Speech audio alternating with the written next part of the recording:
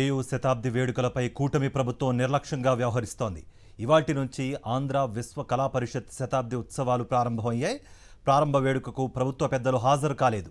CM Chandrababu Visakha వస్తున్నప్పటికీ ఆయన స్కెడ్యూల్లో AU programme లేదు. 100 ఏళ్ల ఉత్సవాలను గాలికొదిలేశారని పూర్వ విద్యార్థులు ఆవేదన వ్యక్తం చేస్తున్నారు. ఉత్సవాల కోసం కనీసం ప్రత్యేక కమిటీని కూడా ఏర్పాటు చేయలేదు కూటమి ప్రభుత్వం. విద్యాశాఖ మంత్రి నారా లోకేష్ ఎక్కడా కనిపించలేదు. ఉదయం నిర్వహించిన వాకథాన్కు జిల్లా కలెక్టర్ కూడా హాజరు కాలేదు. ఏయూ 100 ఏళ్ల వైభవంపై నీడలు కమ్ముకున్నాయి.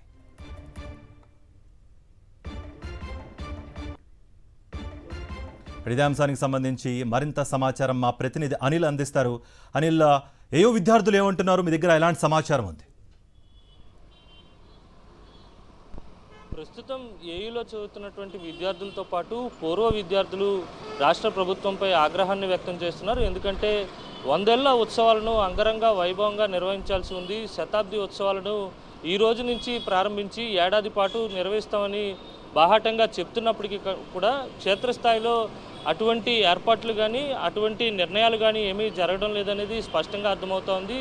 ఈరోజు ఉదయం వాకథాన్తో ప్రారంభమైనటువంటి శతాబ్ది ఉత్సవాలు ఇప్పుడు కొద్దిసేపటి క్రితమే కర్టన్ రైజర్ ఈవెంట్ కూడా ప్రారంభమైంది. కానీ ప్రభుత్వం నుంచి ఏ ఒక్కరు కూడా హాజరు కాలేదు. ప్రభుత్వ పెద్దలు ఎవరు కూడా ఈ కర్టన్ రైజర్ ఈవెంట్కి కానీ లేకపోతే శతాబ్ది ఉత్సవాలకు సంబంధించినటువంటి ప్రారంభ వేడుకకు కానీ హాజరు కాలేదు. ఇప్పటి వరకు కూడా రాష్ట్ర ప్రభుత్వం ఏడాది పాటు అత్యంత వైభవంగా నిర్వహించాల్సినటువంటి శతాబ్ది ఉత్సవాలకు సంబంధించి మంత్రులు కానీ ఎమ్మెల్యేలు కానీ ఎంపీలకు సంబంధించినటువంటి ఏ ఒక్క కమిటీని కూడా ఏర్పాటు చేయలేదు. అసలు ఏ విధంగా శతాబ్ది ఉత్సవాలు నిర్వహిస్తారు, ఏయూకు ఉన్నటువంటి ఘనమైనటువంటి చరిత్రను ఏ విధంగా ముందుకు తీసుకెళ్తారనేది ప్రశ్నార్థకంగా మారినట్టుగానే మనకు అర్థమవుతూ ఉంది. ఎందుకంటే ఇప్పటి వరకు రాష్ట్ర ప్రభుత్వం అఫీషియల్గా ఒక కమిటీని కూడా ఏర్పాటు చేయలేదు. ఒక్క ఆదేశం కూడా ఇవ్వనటువంటి సందర్భం. పూర్తిగా అత్యంత వైభవంగా నిర్వహించాల్సినటువంటి ఈ 100 ఏళ్ల వేడుకను యూనివర్సిటీకి సంబంధించినటువంటి వైస్ ఛాన్సలర్, రిజిస్టర్, ఇతర అధికారులపైనే వదిలేసినటువంటి పరిస్థితి కనిపిస్తూ ఉంది. ఇప్పటి వరకు ఎటువంటి ముందస్తు ప్రణాళిక లేదు. అయితే బయటకు మాత్రం ఏడాది పాటు ఈవెంట్స్ కొనసాగిస్తూనే ఉంటాం, నిర్వహిస్తూనే ఉంటామని చెబుతున్నప్పటికీ కూడా ఈరోజు ప్రారంభ వేడుక అత్యంత వైభవంగా నిర్వహించాల్సి ఉంది. దేశంలో ఉన్నటువంటి ప్రముఖులందరినీ కూడా ఆహ్వానించాల్సి ఉంది.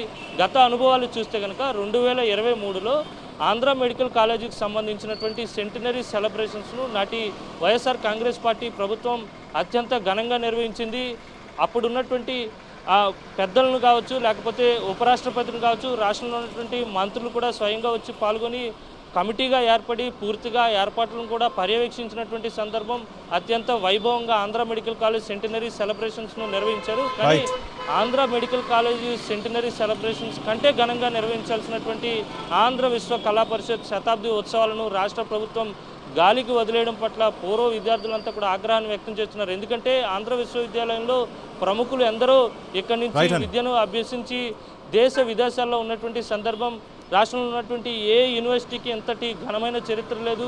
అతిపెద్ద ఆలుమ్ని వ్యవస్థ ఉంది. వారిని ఉపయోగించుకుని అలాగే విద్యార్థుల నుంచి ఆలుమ్ని నుంచి సలహాలు తీసుకుంటే కనుక అత్యంత వైభవంగా ఈ శతాబ్ది ఉత్సవాలను నిర్వహించేటువంటి అవకాశం ఉంటుంది. ప్రముఖ వ్యాపారవేత్త జిఎంఆర్ నేరుగా ఆలుమ్నిని పర్యవేక్షిస్తున్నటువంటి సందర్భం కూడా ఉంది. ఎప్పుడు ఏ అవసరం వచ్చినా తన వంతుగా సహాయం అందించడానికి జిఎంఆర్ సిద్ధంగా ఉంటారు.